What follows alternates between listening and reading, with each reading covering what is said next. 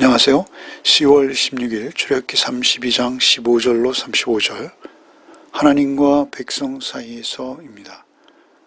모세가 산 아래로 내려왔을 때 우상 숭배의 현장을 보게 됩니다.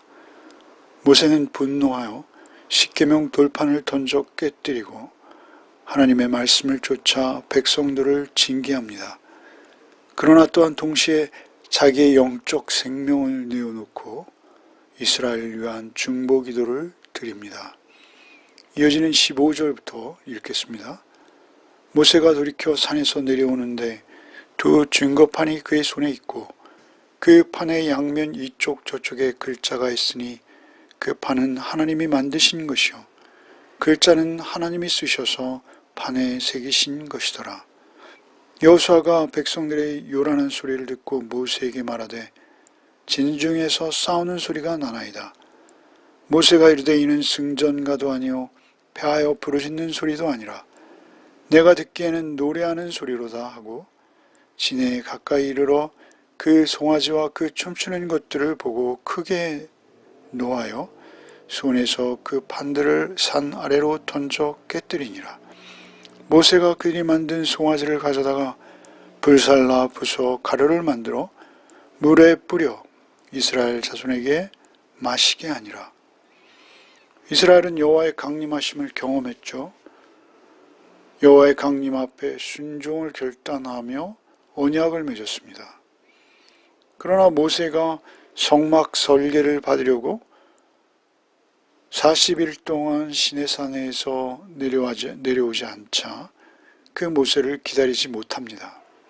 그들은 금송아지를 만들었고요. 그 앞에서 춤을 추고 있습니다. 모세는 그 광경을 보자 크게 격노해서 십계명 돌판을 던져 깨뜨립니다.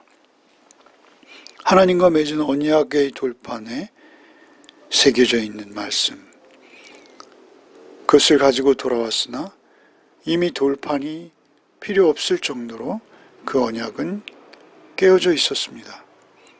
언약의 효력이 이미 상실되었기에 그 돌판은 파기되어도 되는 것이죠. 그 법을 따르지 않게 된 시점에서 돌판도 법도 소용이 없는 것입니다. 모세는 그들에게 우상을 가루로 만들어 마시게 합니다. 우상이 얼마나 무력한지를 그들에게 교훈하고자 하는 모세의 의도입니다. 더불어 그들은 이스라엘의 신랑이신 하나님을 배반한 것이죠. 모세의 율법에 외간 남자와 부정으로 의심받는 여인은 저주의 물을 마시도록 했습니다.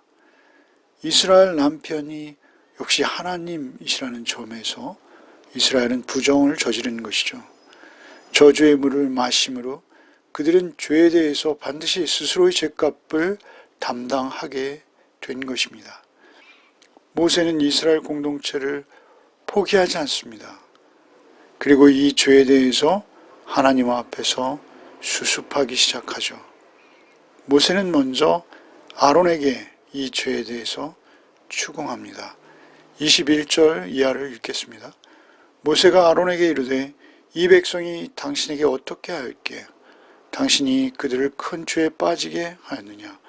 아론이 이르되 내 주여 노하지 마소서.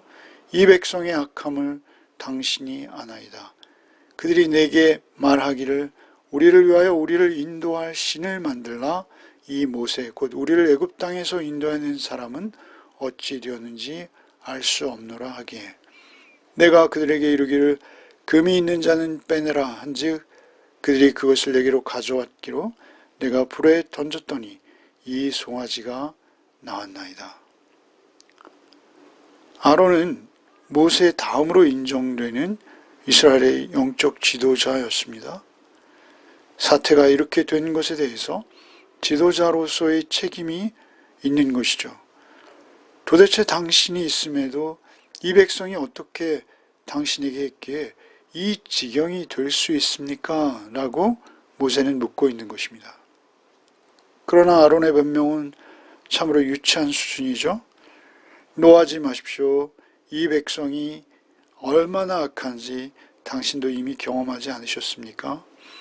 이들이 당신이 없어졌으니 우리를 왜 신을 만들라 해서 저들에게 금을 달라 하여 불에 던졌더니 금송아지가 나왔습니다. 이렇게 변명하는 것이죠. 아론은 실질적으로 이스라엘에게 우상 숭배할 수 있는 길을 열어준 것입니다. 자신은 그 우상의 제사장 역할까지 한 것이죠. 아론은 소극적으로 죄를 묵인하고 방조한 정도라고 볼 수도 있겠으나 실제는 적극적으로 동조한 것입니다. 협력한 것이죠. 나가서 지도자 역할, 곧 그 금송아지의 제사장 역할까지 한 것입니다. 모세는 하나님의 말씀을 따라서 이스라엘을 징계하십니다. 놀라운 것은 레위가 이 일에 쓰임받고 있습니다. 25절부터 읽겠습니다. 모세가 본즉 백성이 방자하니 이는 아론이 그들을 방자하게 하여 원수에게 조롱거리가 되게 하였습니다. 이에 모세가 진 문에 서서 이르되 누구든지 여호와의 편에 있는 자는 내게로 나오라 하매 레위 자손이 다 모여 그에게로 가는지라.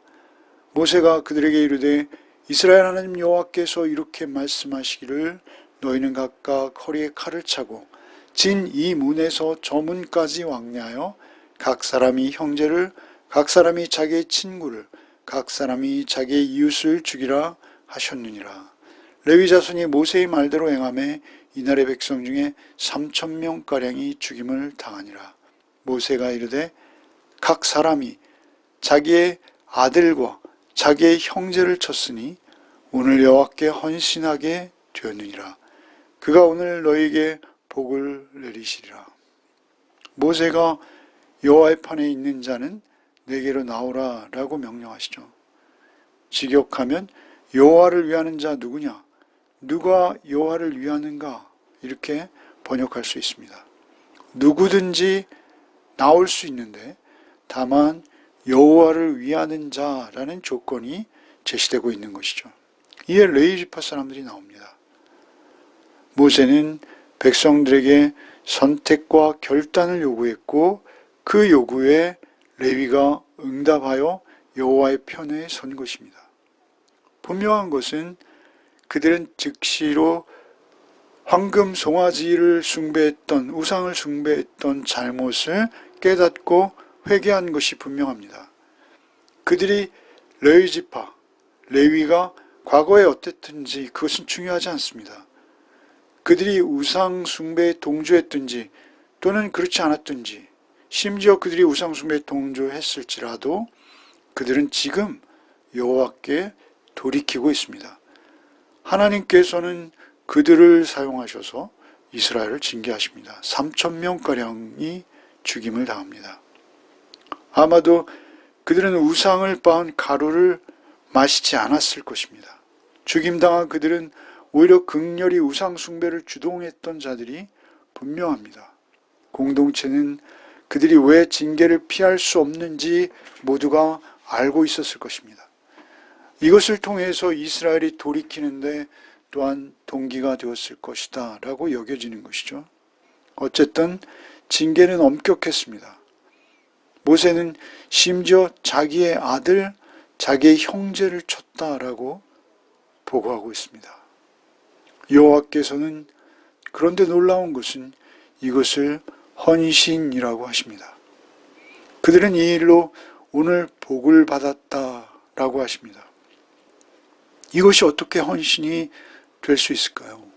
그들 중에 악을 제거한 것이요. 마땅히 하나님의 것으로 하나님께 드려줘야 할 하나님의 제물을 하나님께 올려드린 것이다 라고 보는 것이죠. 그리고 그들이 복을 받았다라고도 하십니다. 하지만 이것은 오늘 받은 것이 아니라 앞으로 받을 복을 의미한다라고 볼 수 있습니다. 레위인들이 받을 복은 성막의 일을 전담하는 자들로 그들이 특별히 구별되어진다라는 것이죠. 이제 마지막으로 모세는 완전한 회개와 돌이킴을 위해서 마치 예수님의 기도와 같은 중보의 기도를 하나님께 드리게 됩니다. 30절 이하를 읽겠습니다. 이튿날 모세가 백성에 이르되 너희가 큰 죄를 범하였도다. 내가 이제 여호와께로 올라가노니 혹 너희를 위하여 속죄가 될까 하노라 하고 모세가 여호와께로 다시 나아가 여짜오되 슬프도소이다. 이 백성이 자기들을 위하여 금신을 만들어 싸우니 큰 죄를 범하였나이다. 그러나 이제 그들의 죄를 사하시옵소서. 그렇지 아니하시면 원하건대 주께서 기록하신 책에서 내 이름을 지워버려 주옵소서. 여호와께서 모세에게 이르시되 누구든지 내게 범죄하면 내가 내 책에서 그를 지워버리리라. 이제 가서 내가 내게 말한 곳으로 백성을 인도하라. 내 사자가 내 앞서 가리니 그러나 내가 보응할 날에는 그들의 죄를 보응하리라. 여호와께서 백성을 치시니 이는 그들이 아론이 만든 바 그 송아지를 만들었음이더라. 변명으로 일관했던 아론, 그와는 달리 모세는 하나님의 마음으로 이스라엘 백성의 죄악을 슬퍼합니다. 아론은 백성의 압력에 너무나 쉽게 굴복해서 우상을 따라가 버렸습니다만, 그러나 모세는 오히려 백성을 꾸짖었으며 하나님의 음성을 듣고 뼈아픈 징계의 절차에 순종하여 하나님 앞에 헌신했던 것이죠. 그리고 이제는 이스라엘의 죄를 짊어지고 오히려 중보자의 모습으로 하나님 앞으로 나아갑니다. 동족 이스라엘 백성의 죄악을 슬퍼하며 동족 이스라엘의 마음으로 자기 목숨을 대신해서라도 이들을 살려달라 하나님께 간절히 호소합니다. 앞서 모세를 향해서 하나님께서는 너로 큰 나라를 이루겠다고 하셨죠. 그러나 모세는 하나님의 계획을 정중히 거절하고 도리어 이제 그들을 살려달라 중보의 기도를 드리고 있습니다. 마치 양을 위해서 목숨을 버리신 우리의 목자 예수 그리스도의 기도와 완전히 닮아 있는 것이죠. 자신은 저주를 받아 하나님의 책, 곧 생명책에서 자신의 이름이 지워져도 좋으니 이스라엘만은 버리지 말아달라 기도입니다. 어떻게 이런 놀라운 은혜의 기도를 사람이 할 수 있을까요? 이런 놀라운 은혜의 기도를 했던 분은 사람 중에 또 한 분 계시죠. 로마서 9장에서 바울 사도께서 이와 동일한 기도를 하셨습니다.